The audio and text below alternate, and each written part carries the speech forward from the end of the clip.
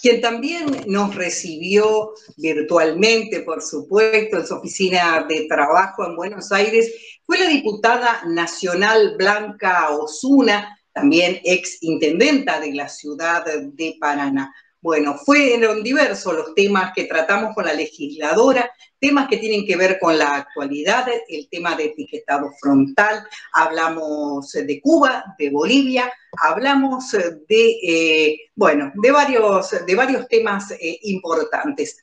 Compartimos con ustedes la nota, señor director.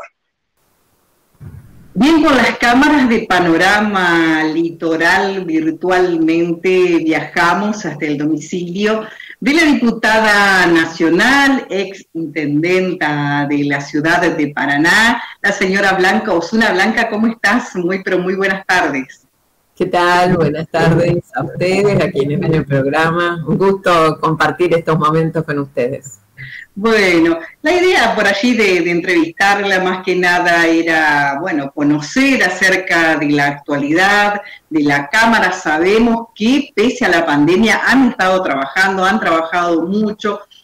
Justamente hoy leía una ley muy importante que se está tratando, que tuvo dictamen de comisión, como es el etiquetado frontal. Si pudiera contarnos al respecto. Sí, cómo no, la verdad que en primer lugar la actividad del Congreso en este tiempo de pandemia, que coincidió prácticamente con el inicio de las sesiones ordinarias del año pasado, tuvo un parate de unas semanas y después, bueno, fue un vuelco importantísimo y creo que muy dinámico hacia el uso de plataformas. La Cámara incorporó mucha tecnología además y bueno, y ahí hemos estado de manera intensa, aprobando leyes importantes el año pasado, bueno, con debates de presupuesto, con la modificación de la ley de ganancias, ley de ganancias y beneficio concreto a trabajadoras y a trabajadores que, digamos, a partir de los 150.000 pesos de ingresos recién comienzan a abonar las ganancias, y eso fue un incremento importante. Del mismo modo, la ley de aporte extraordinario solidario, que hoy permite consolidar recursos que van como un flujo directo hacia becas, hacia programas de viviendas de barrios populares, hacia inversiones para gas natural.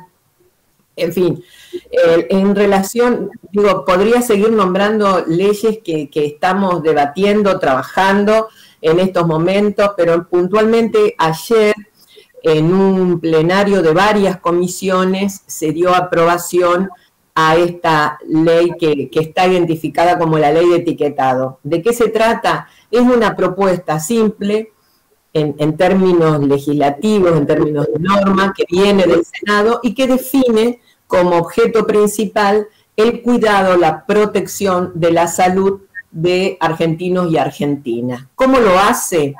Bueno, con una acción preventiva, y esto es hacer un señalamiento, una alerta, una etiqueta en el frente bien visible para alimentos que tienen azúcar, grasas procesadas, sal, entre otros productos que digamos,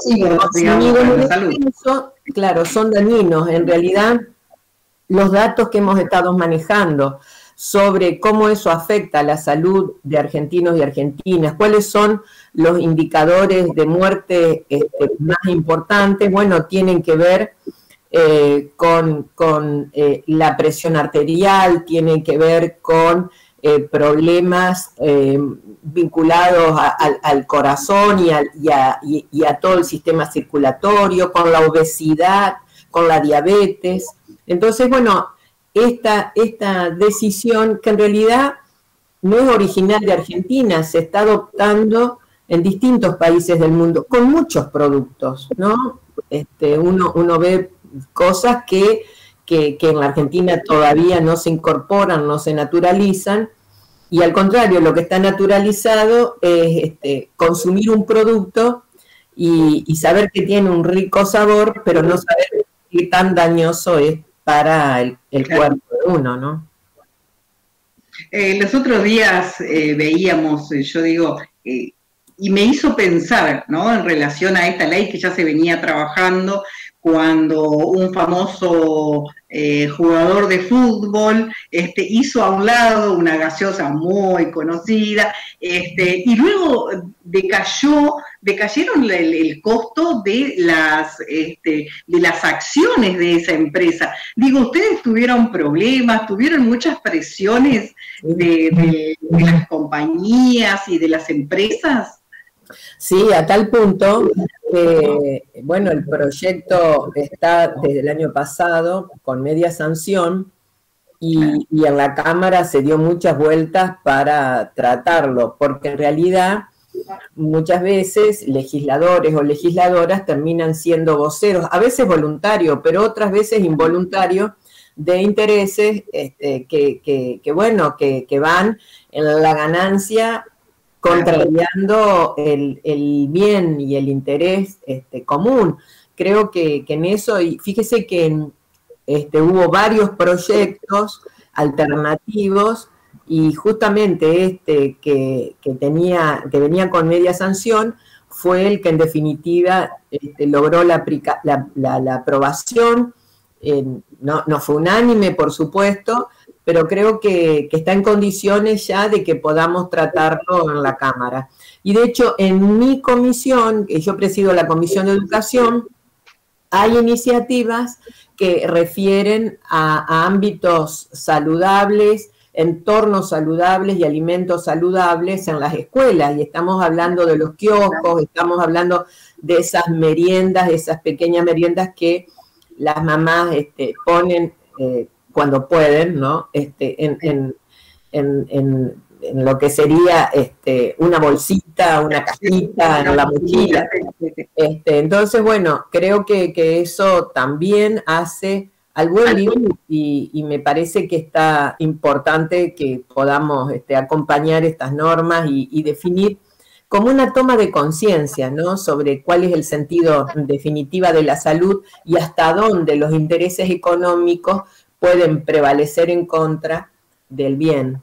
Sí, ya lo creo. Bueno, la otra consulta que quería hacerle, y es de un tema que por allí a los argentinos en general tal vez no lo tienen muy actualizado, la opinión, y a veces lo que se habla en televisión más es lo que desinforma que lo que informa, y tiene que ver con la hermana Cuba, ¿sí? La República de Cuba, que sufre un bloqueo histórico de más de 60 años y que por allí hay mucha gente que no entiende y se sigue preguntando. Usted presentó un proyecto en relación al bloqueo que sufre Cuba.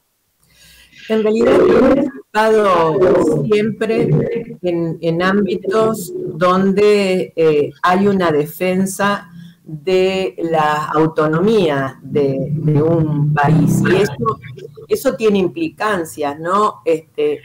Cuba en realidad es un país, una nación que ha estado afectada directamente y lo está ahora porque hay intereses imperiales desde Estados Unidos por hacer uso de su propio territorio. Cuestión que sucedió en su momento, digamos, y que fue la Revolución Cubana la que logró esa independencia, pero a partir de ahí, de manera sistemática, ha estado afectada por un bloqueo. Ese bloqueo, ¿qué implicancias tiene?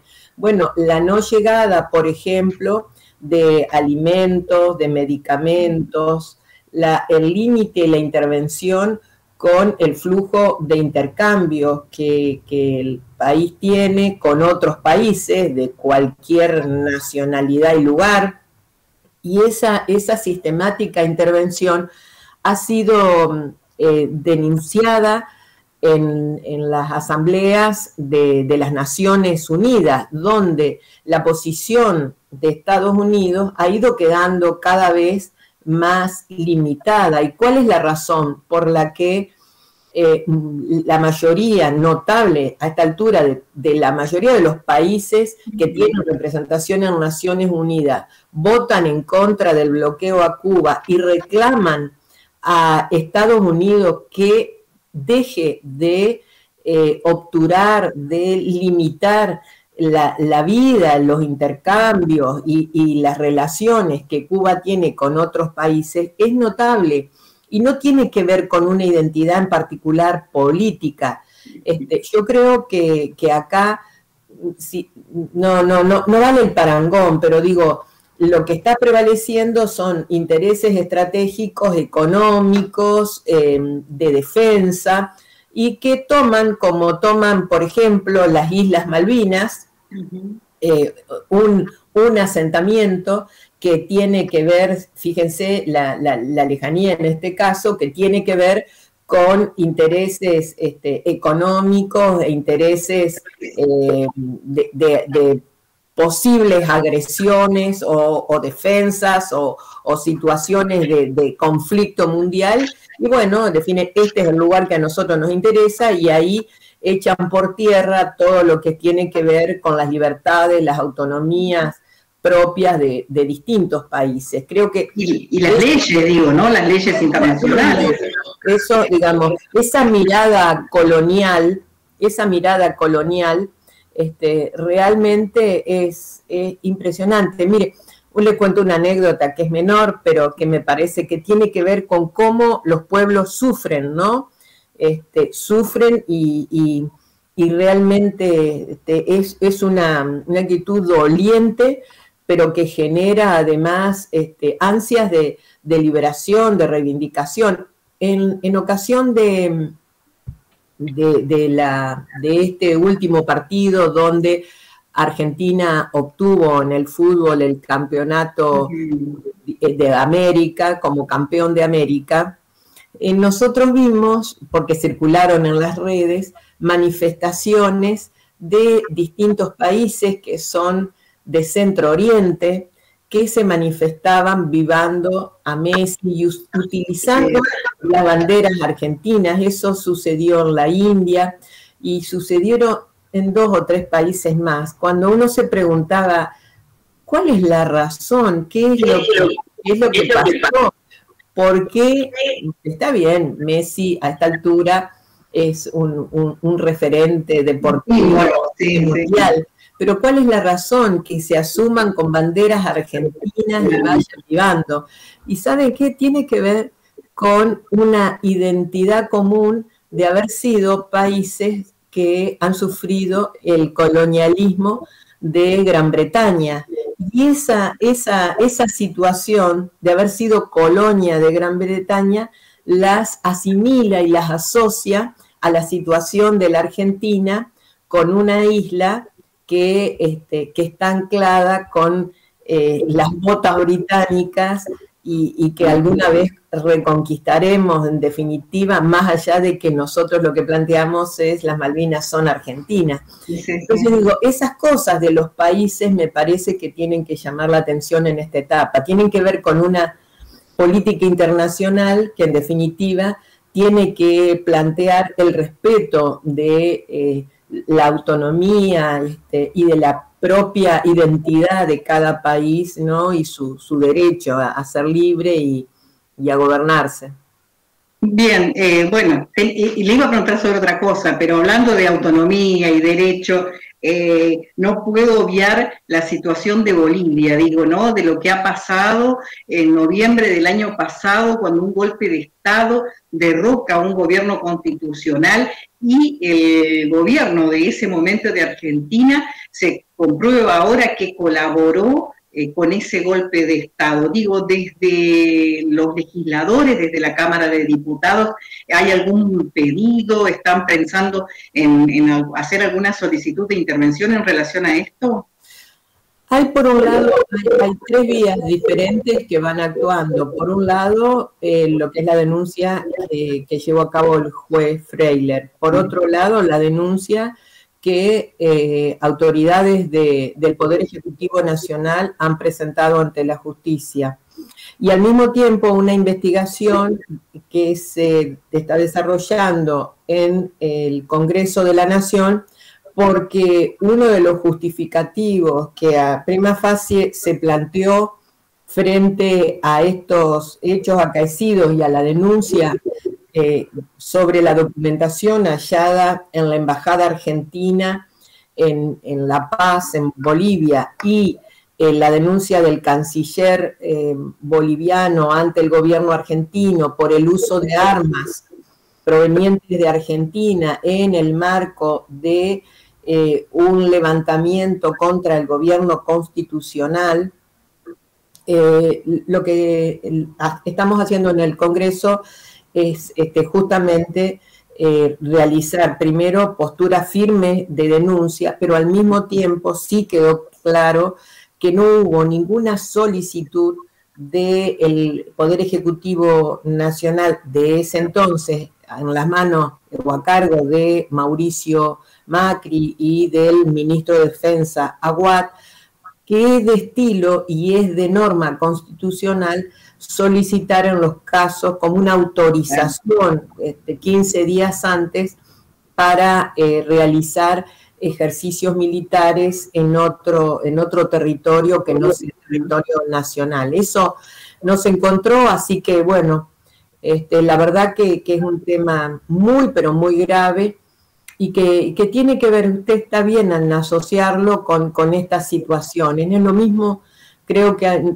todos tenemos un gran alerta con la situación de Perú, que fíjense, la Argentina participaba de un grupo, y lo hizo el Grupo Lima, lo hizo a instancias de la decisión del gobierno de Macri, junto con Chile, junto con Colombia, con Ecuador y con mismo Perú, pero ahora el silencio llamativo frente a una situación irregular en términos antidemocráticas, que estamos con una alerta regional porque en Perú se realizaron elecciones transparentes, hubo una segunda vuelta, el profesor Castillo ha sido elegido presidente de la nación peruana y ya van más de 30 días y la justicia electoral no lo proclama, cuestión que trae consecuencias, debilita a la propia democracia, así que estamos siguiendo muy de cerca. Ahora, esta misma tarde, tenemos una reunión, legisladores de Latinoamérica, para reclamar que eso suceda, digamos, que en definitiva la justicia electoral actúe como corresponde, como sucede en cualquier país democrático. Bien, consultarle, digo, ¿no? La pandemia, además de dejar en evidencia la desigualdad en varios aspectos de la vida de los argentinos, en este caso, una de las cosas que dejó en claro es la falta de conectividad accesible para la educación, puntualmente me quedo con esa parte, ¿no? Para la educación los chicos tenían que tener clases virtuales y muchas veces no podían acceder a ellas. Usted presentó una ley, un proyecto de ley o de resolución, no recuerdo bien en este momento, que tiene que ver con esto. Si nos podría... Sí, hemos presentado un proyecto de ley. El proyecto fue aprobado por las comisiones de Salud y Educación. Tiene además una aprobación en la Comisión de Presupuesto, requiere de muchos recursos, pero en realidad lo que está planteando es cómo, digamos, el gran interrogante, ¿no? Cómo la decisión durante el gobierno de Mauricio Macri de destruir un programa como el Conectar Igualdad trajo consecuencias irreversibles, al menos en una primera instancia. ¿Por qué? Porque si bien nosotros hemos incrementado con este programa y otros inversiones, la situación de declinación al 2015, a diciembre del 2015, se habían distribuido en la Argentina 5.400.000 netbooks. Pero no solo eso, sino que además se estaba desarrollando un programa que era la Argentina Conectada, que iba en busca de la provisión del cableado necesario para, digamos, hasta última milla de internet gratuita para toda la Argentina. La destrucción de esos dos programas no se resuelve de un día para otro, pero por distintas razones, no exclusivamente económicas, aunque lo económico tiene mucho que ver, sino porque además se destruyó toda una estructura del programa y empresas pequeñas y medianas que aprovisionaban de estos insumos a la Argentina quebraron, desaparecieron.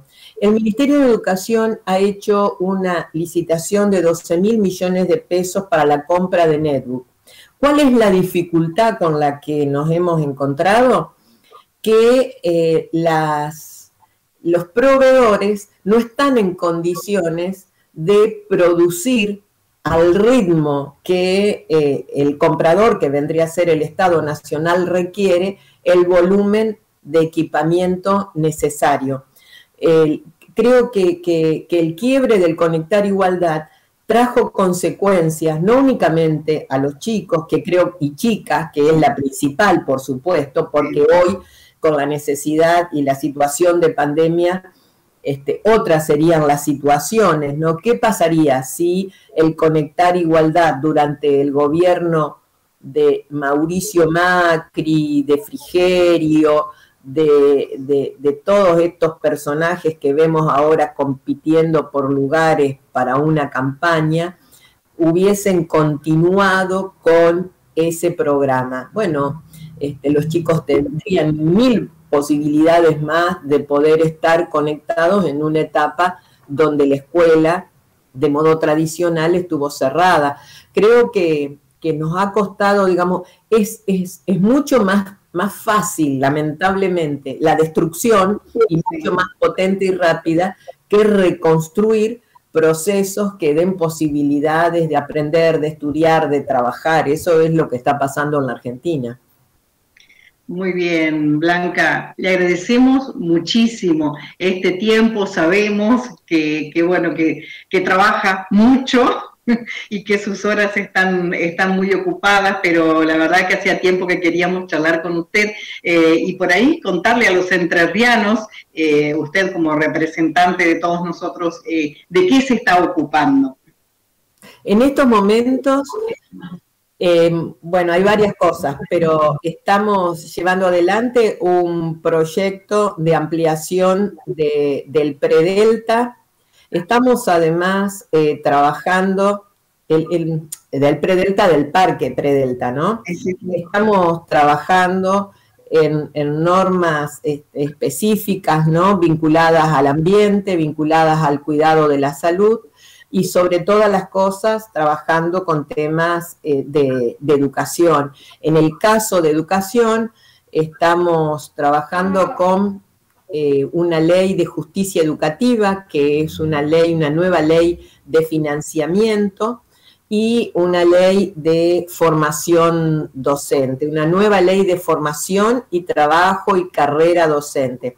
Al mismo tiempo, el presidente de la Nación ha presentado hace ya 15 días una propuesta de ley de desarrollo y jerarquización de la formación en enfermería, y en consecuencia de ello hemos trabajado junto con quien preside la Comisión de Salud, que es el diputado Pablo Yedlin de Tucumán, y yo he aprovechado a su vez para realizar convocatorias a entrerrianos y entrerrianas que están vinculados a la propuesta de enfermería. Ahí eso fue el lunes pasado. Ahí estuvo la ministra Sonia Velázquez, el presidente del Consejo de Educación, de quien dependen institutos que son formadores, Martín Müller, el decano de la Facultad de Ciencias de la Salud de la Universidad Autónoma de Entre Ríos, que es Aníbal Sattler, su vicedecano, la referente y secretaria general del sindicato de salud, de sanidad en realidad, de sanidad, que es Mariela Ponce, y también referentes de hospitales, de centros de salud, y junto con ellos la verdad que tuvimos un intercambio muy bueno. Tenemos expectativa de que se jerarquice y que se acompañe la formación de enfermeros y enfermeras, sobre todo en esta etapa donde su labor ha sido crucial y estratégica. Exactamente. Bueno, Blanca, muchísimas gracias por este tiempo y bueno, y en cualquier momento la volvemos a solicitar para que nos cuente un poco más cómo se trabaja en el Congreso Nacional. Gastronomía, identidad, tradición, cultura. El Pingo prepara una nueva fiesta de sabores en Entre Ríos. Fiesta Provincial del Guiso, sábado 9 de octubre, una oportunidad para encontrarnos con nuestras raíces, nuestra gente, su cocina, aromas, recetas, sabores, concurso del mejor guiso, stand de emprendimientos artesanales, música en vivo, municipio del Pingo, construyendo futuro juntos. Gestión Diego Plací. Provincia de Entre Ríos.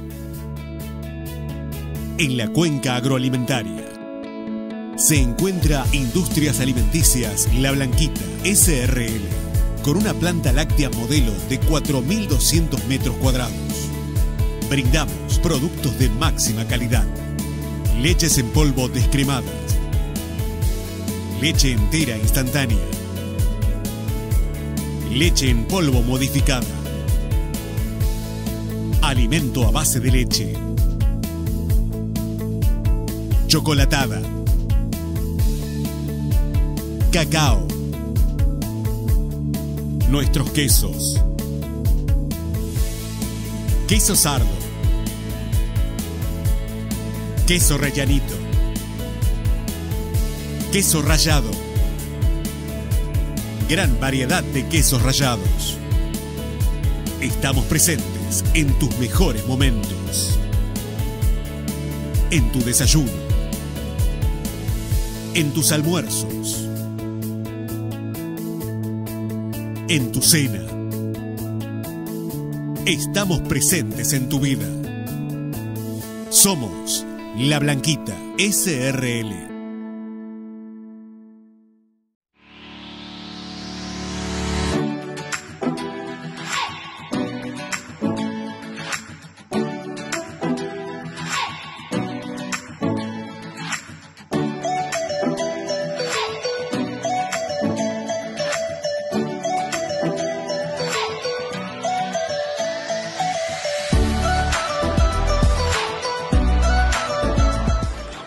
Espacio público revalorizado que nosotros siempre nos tenemos en cuenta, porque acá nos juntamos los que pensamos distinto políticamente, tenemos distintas creencias religiosas, somos hinchas de distintos equipos de fútbol, pero venimos a educar el público y compartimos todos juntos. Inclusive tenemos distintos niveles socioeconómicos, pero acá somos todos iguales.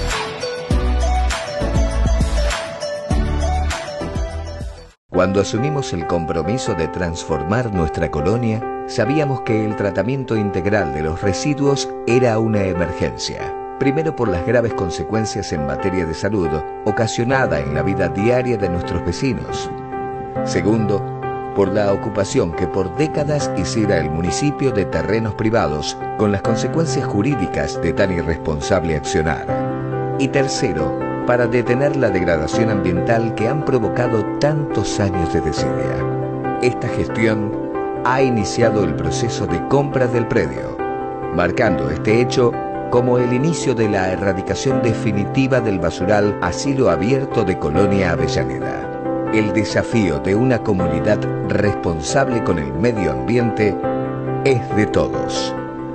Municipalidad de Colonia Avellaneda.